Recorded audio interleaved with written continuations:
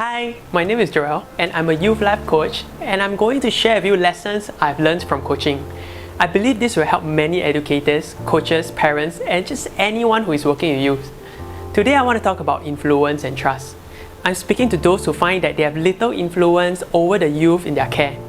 You could have been giving advice, guiding, speaking, but the youth just doesn't seem to be open to you.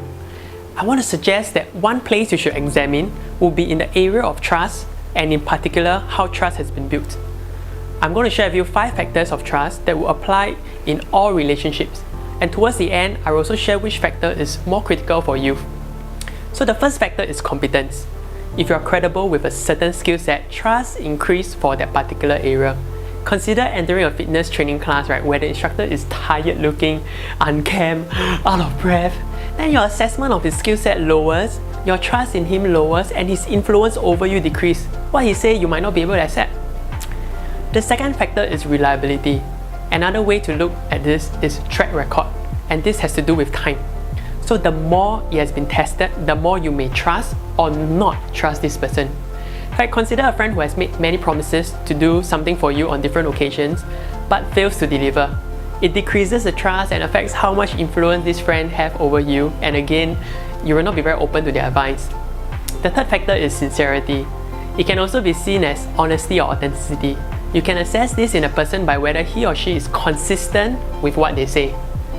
Now, there's a group of people who can score very high in the first 3 components: competence, reliability, and sincerity, but yet you may not trust them. I'm talking about the very established insurance agent or property agent.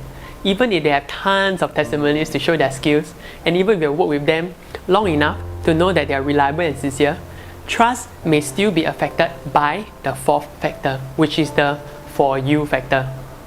Whether conscious or not, there's often a question of whether the agent is making the recommendation with your welfare as their concern or to benefit from the transaction. I hear this manifest in students' relationship with their teachers or mentors. The kids will say things like, "He's only doing it for his job. He doesn't care one, he just don't want me to drag his class grades down or affect his KPI."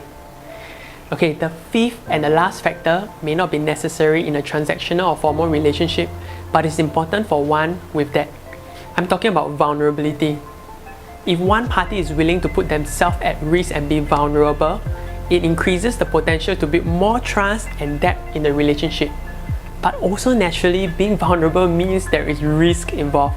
Risk to be betrayed or risk for the trust to be misplaced. From here, you can examine your own relationship with your youth or your student and consider which factor is assessed low and worked on it. Younger students may not be equipped to assess competence very well, but they are very particular about the for you factor.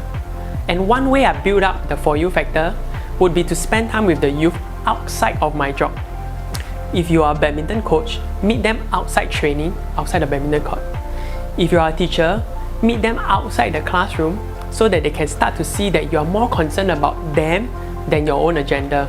Right? This could be just playing games with them during PE or after school.